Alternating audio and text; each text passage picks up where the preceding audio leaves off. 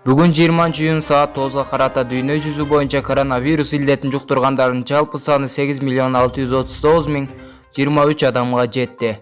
Маалыматка ылайык дүйнөнүн дээрлик бардык бөлүгүн каптап жаткан инфекциядан улам жер жүзүндө 459.437 адам көз жумду. Ал эми бул илдеттен 4.233.602 бейтап айыгып чыкты. Кайрадан эле эң көп оору жайылган өлкөлөрдүн сап башында АКШ турат. Анда вирус 2.221.079 адамга жукту.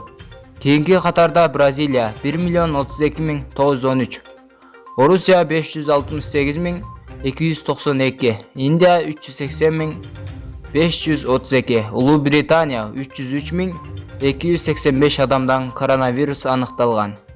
Жогорудагы маалымат АКШдагы Джон Хопкинс атындагы университеттин сайтынан алынды. Аталган булак саламаттыкты сактоо боюнча дүйнөлүк уюм коронавирус катталган өлкөлөрдүн саламаттыкты сактоо министрликтери берген маалыматка таянып, сутка ичинде бир канча ирет жаңылоо менен вирустун тарашы боюнча статистиканы көзөмөл кылып жатат. Кийинки аптада жогорку кеңеште Улуттук банктын отчету каралат. Бул тууралуу парламенттин сайтына жарыяланды. Маалыматка ылайык отчет 24-июнда каралат. Буга чейин жогорку кеңештин бюджет жана финансы боюнча комитетинин жыйынында Улуттук банктын отчету каралып колдоо тапкан.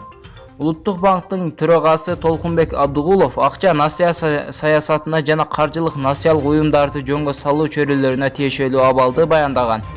2019-жылы Кыргыз өлкөсүнүн эл аралык резервинин көлөмү тарыхый жогору чекке жетип, $2.400.000 түздү деген Толкунбек Абдыгулов. Бүгүн 20-июнда саламаттыкты сактоо министри Сабиржан Абдикаримовдун өлкөдөгү эпидемиялык абал тууралуу маалымат жыйыны саат 10:00 белгиленген. Республикалык штабтан жыйын саат 11:10 жылдырылганын кабарлашты. Брифинг эмнеге жылдырылганы белгисиз.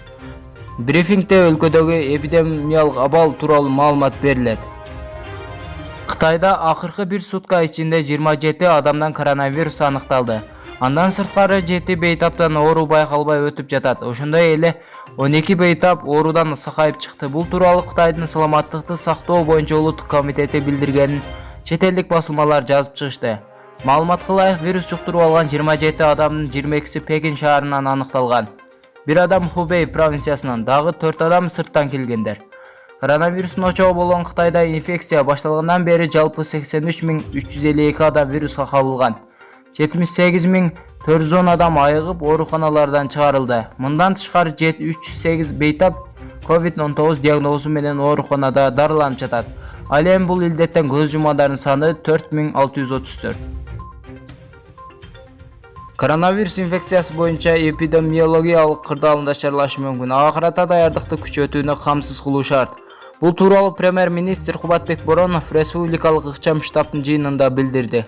Өкмөттүн басма сөз кызматынан кабарлагандай, ал кече Коопсуздук кеңешинен чыккан курамдагы отурум болгонун айтты. Күнүгө жарандардын арасында коронавирус инфекциясын жугузуп алгандардын саны көбөйүүдө. Өзгөчө Бишкек, Ош шаарларында жана Чүй облусунда абал курч.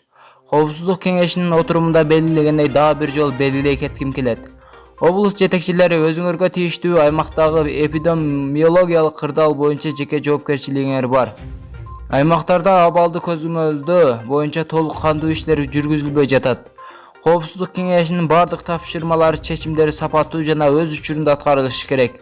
Ар бир мамлекеттик орган жана ар бир облус күз-кыш мезгилинде даярдык көрүүнү жүзөгө ашырууга тийиш. Бул медициналык мекемелерде бейтаптардын санынын көбөйүшүн эске алуу менен экономикалык ишмердүүлүктү ар кыл багыттардын ишине даярдык көрүүлөрүнө тийиш, деди Кубатбек Боронов. Өкмөт башчы баса белгилегендей 118 кызматтын дараметин күчөтүү зарыл. Коомчулук тарабынан бул кызматка чалуу кыйын болуп жаткандан нааразычылыктар түшүүдө. Эгерде жаран кол борборго кайрылса, ага ыкчам түрдө тийиштүү колдоо көрсөтүлүшү керек.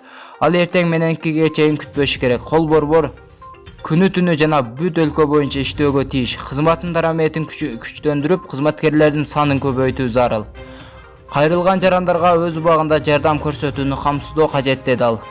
Премьер-министр мамлекеттик лабораториялык анализдер кыска убакыттын ичинде чыгышы үчүн күнү-түнү иштөө режимине өтүүгө тийиштигин айтты.